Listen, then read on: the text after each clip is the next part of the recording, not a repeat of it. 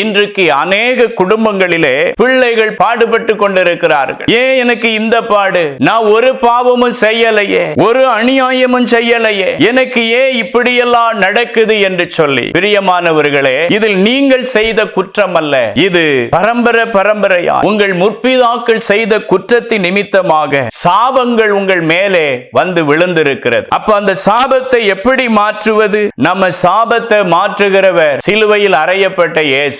ஆம், உங்க சாபம் மாற இயேசுவின் இடத்திலே ஓடி வாருங்கள். உங்கள் சாபங்கள் மாற இயேசுவை விசுவாசித்து பாருங்கள். உங்கள் சாபம் மாற இயேசு எனக்காக மரித்தார் என்று நீங்கள் சொல்லி பாருங்கள். அப்பொழுது ஆண்டவராகிய தேவன் உங்கள் சாபத்தை ஆசீர்வாதமாக கர்த்தர் மாற்றி தருவார். ஆம், உங்க வாழ்க்கையிலும் இருக்கிற சாபத்தை மாற பண்ணி, சாபத்திற்கு காரணமான செய்வனை, மையி, மாந்திரங்களை உங்களுக்காக, உங்களுடைய குடும்பத்திற்காக வைக்கிற மனிதர்களை தேவன் அவர்களை வந்த வழியாக கர்த்தர் அனுப்பி விடுவார். ஏனென்று சொன்னால் அவர் சாபத்தை ஆசீர்வாதமாக மாற்றுகிறவர்.